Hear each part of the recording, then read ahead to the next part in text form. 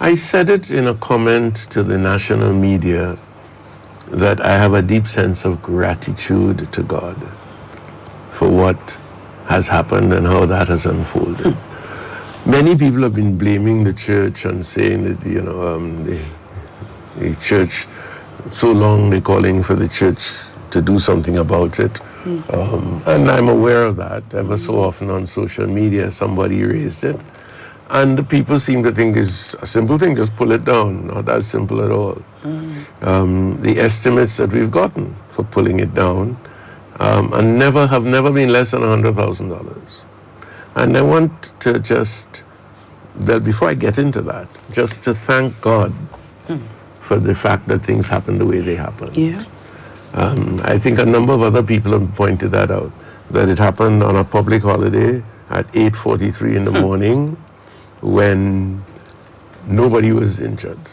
And I heard one miraculous story, and I would love that person, if they are listening to me, to get in contact with me and let me just share their experience of somebody who was driving along with their family, and they were passing by the church, and they heard the rumble just as they were about to pass in front, and they stopped.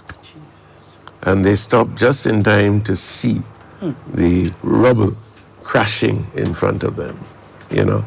For me, that's miraculous. Yeah.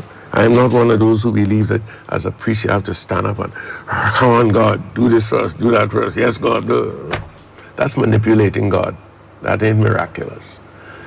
When something happens which you totally don't expect, and as you see what has happened, you know that no human being could have planned it that way. Then you see the hand of God, and then you give thanks. So my first thing on Monday morning was to give thanks to God. And all through the day, that song of thanksgiving rose from my heart.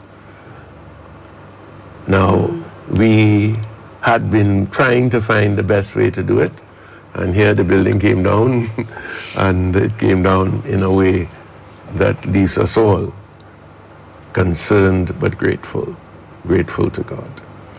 I want especially to thank all the people who turned up on the site on Monday. There was a lady, I think her name is Deborah Phillips. I mean, if you watch Deborah walking through the market, you probably just think of Deborah as an ordinary Grenadian. Deborah, I'm told, is a community activist in St. Andrews, in that area. And as soon as the thing happened, she got on the phone and began to call different people. From the Prime Minister down, it says something about Little Grenada. That a community activist should have the Prime Minister's telephone. That's great. And I think that has been part of the Grenadian experience for years now, that ordinary people have the telephone of the Prime Minister. And things began to happen. By the time I got there, Father Anthony, the parish priest, was there already. The parish council, past president, was there. And therefore you felt that both church and community, state, were coming together in the face of this tragedy, or this almost tragedy. So there's so much to be grateful to God for. The way forward is a big question right now. I went with my fast self and said I wanted it down by Thursday. Today's Thursday, but it ain't coming down today, right? I feel a bit sad and even anxious about that, but the bureaucracy really can slow things down a lot.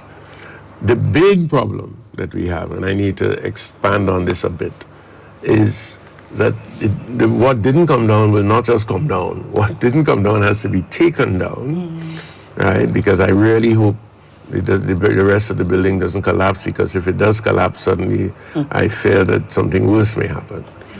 So it has to be taken down. It has to be taken down, I would say, by yesterday, because that's how I feel about it.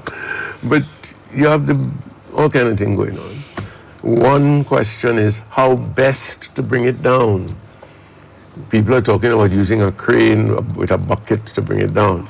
But if you don't bring it down properly, that very coming down could do damage to the crane and to whoever might be up in that crane. So these are considerations which you really have to work out. I thought we had kind of worked it out on Monday afternoon, but I'm discovering, no, the the bureaucracy is at work here. All I can do publicly is to appeal to the government to let us move on this swiftly. And here, we don't have the money to do this. The estimates that I've gotten for doing it range from $120,000 to $170,000. All right? I've tried to say to people that we don't have to do all the work now. Let us just take down the tower, and then we could look at what we do with the rest, moving the rubble and all that sort of thing. Some people think the Catholic Church have a lot of money, so the Catholic Church shouldn't have any problem doing that. Right? The Catholic Church depends in Grenada on the collections of people on Sundays and otherwise. Some Catholics are very generous, but my intimation is many people receive more from the church than what they give in the church. And there are a lot of people who are crying down the church but who don't give a cent. Right? We do not receive any big set of money from the Vatican. The Pope doesn't have a whole set of things in the Vatican and he's just selling them to give money. A lot of what we call the patrimony of the church is not something we can sell. Right? The church holds it in trust so that people can come to Rome and see, people can go to London and see, they can go to New York and see. Even here in Grenada, you can come to town and see, you know. But all of these things are held in trust. You can't sell them. I can't sell the cathedral. That would be foolish.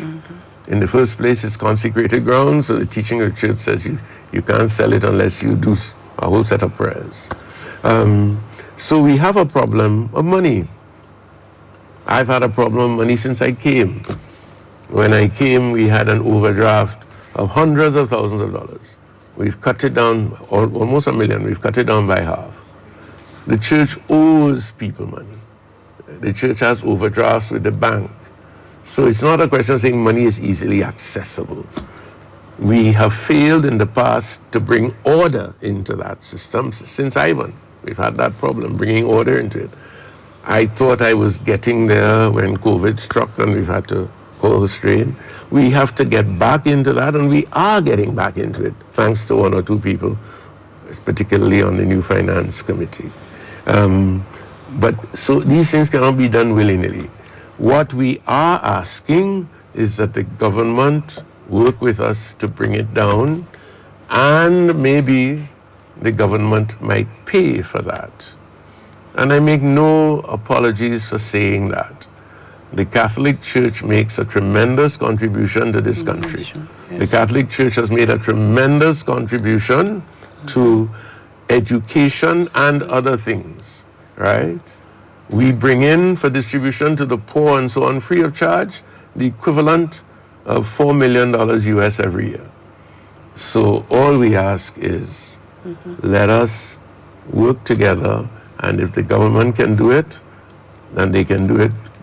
We would be very happy if they did it, not as a favor to the church, but as a contribution in the midst of a situation which is dangerous for the life and limb of Grenadians.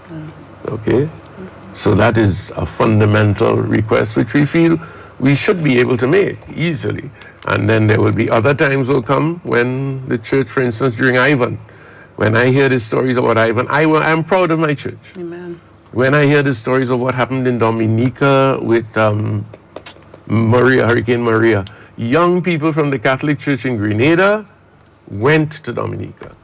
The Archbishop of Nassau is still singing the praises of Francis Darius for the way he went into Nassau and took charge of part of that relief effort. So we work, and we work not for our own profit, right, but we work for the good of the people, right? So I am not buying into this business of, well, the church have a lot of money, let the church pay. The church does not have a lot of money. If we have to share something, we will, but we feel that in situations like this, we should be able to say, you know, government, help us out with this, do this for the people of Grenada, not for the church, you know.